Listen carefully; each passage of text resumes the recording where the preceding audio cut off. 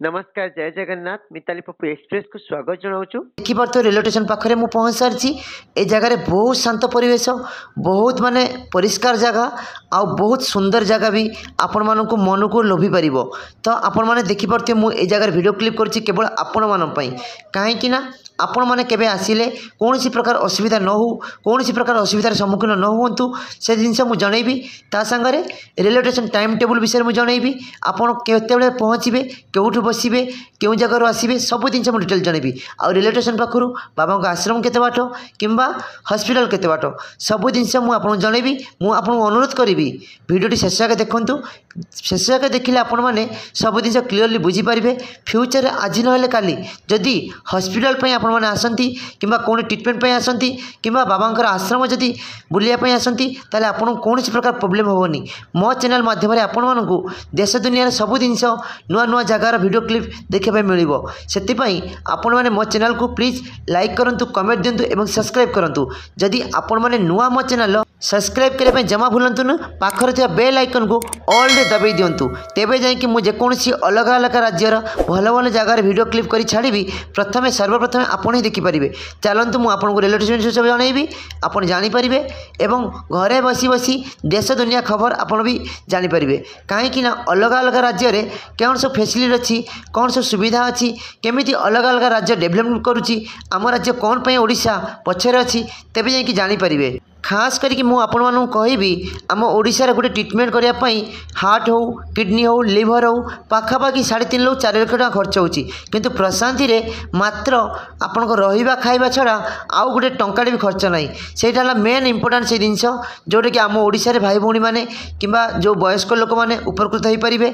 साहाय्य पाइपर मो video clip माध्यम से मो वीडियो को क्लिप करुच्ची से मो वीडियो को पूरा देखूँ ना आप किसी बुझीपारे जानीपारे आपण मैंने देखिपे मुझे रेलवे स्टेशन पाखे पहुँच सारे ये रेलवे स्टेशन बहुत सुंदर बहुत परिष्कार और बहुत ब्यूटीफुल भी जदि आपण मैंने प्रशांति निलम रेलवे स्टेशन आसापी चाहते कि बाबा आश्रम आसापी चाहते आम ओडिशार भुवनेश्वर ट्रेन धरवे आप डेली सकाल 5:30 ट्रेन अच्छी एठिकी तापर दिन सकाल 8:30 पहुँचे पाखापाखि 27 ରୁ 28 घंटा टाइम लगुच कि जदि से ट्रेन न पाइले आप हावड़ा प्रशांति नीलम ट्रेन आसीपारे से टाइम लगे आ रेलवे स्टेशन पर पहुँची पारे किंतु जदि आपण मैंने बेंगलोर आसापी चाहते बेंगलोर 2टा रास्ता अच्छे गोटे है बस लाइन गोटे ट्रेन लाइन जदि आपण मैंने ट्रेन आसबे पाखापाखि 24 घंटे बहुत ट्रेन अच्छी आपड़ आसीपारे ट्रेन ले 3.5 घंटा 4 घंटा लगुच जदि आपण मैंने बस आसबे ताहले मजेस्टिक पाखे आउ गोटे बस स्टाण्ड अच्छी ता ना कोलार बस स्टाण्ड तार अन्य नाम है आंध्रा बस स्टाण्ड से बस रे आपण मैंने आसिले पाखापाखि 5 घंटा लगी जाऊँगी ट्रेन बस रे आसापी आ बाटर भी से रहा आप टिफिन करेंगे सेमी सुविधा अच्छी एमती 2टी रास्ता अच्छी आपड़ प्रशांति आसी पहुँचापी तापर चेन्नई चेन्नई जदि आपण मैंने आसती वीकली 2टी ट्रेन अच्छी आपण मैंने आसीपारे प्रशांति डायरेक्ट ट्रेन अच्छी आपण मैंने पाखापाखि 11 घंटा रू 12 घंटा टाइम लगुच तो एमती आपने जानीपारे स्टेशन पाखे पहुँचापी रास्ता एवं आप स्टेशन पाखु केमी जी बाबा आश्रम स्टेशन पाखु आपण मानू बस रे किंबा ऑटो रे किंबा आपन को कौन गाड़ी रिजर्व करके बाबा आश्रम को जावाई 8 किलोमीटर रू 9 किलोमीटर भितर आपन को जावाई पड़ो आ मझीरे पड़ो हॉस्पिटल फ्री हॉस्पिटल जो हॉस्पिटल कथा मुझे बारंबार कही चलुची से हॉस्पिटल सी हूँ 4 किलोमीटर रेलवे स्टेशन पाखु 4 किलोमीटर एमती आपण मैंने जापारे कौन सी प्रकार ए जगह असुविधा हम ना मु 100% गारंटी दूसरी कहीं ए जगह को मु प्रति वर्ष जाऊँगी एवं ए जगार लोक मान सहित मु मिशुची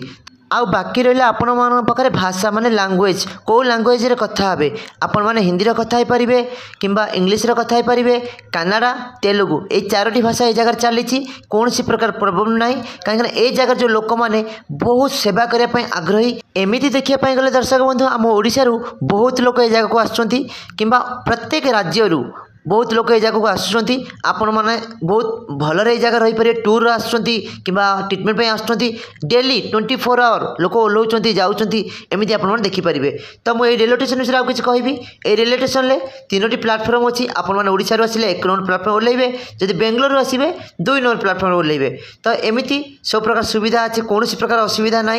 तो आपण मानू प्रथम कही रखी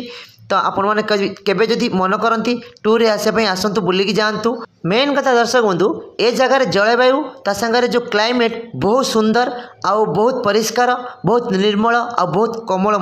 से बहुत माने रोगी किंबा हूँ पेसेंट मैंने जगह आसती किसी दिन आश्रम रुहति पुणी पलि जाती। आउ जदि आपण ओडिशार आसुछंती ठीक प्रशांति आसिया रेलवे स्टेशन पूर्व विराट बड़ पहाड़ भितर रास्ता बना जाइए से रास्ता भितर ट्रेन चलो से दृश्य भी आपण निश्चय देखिए।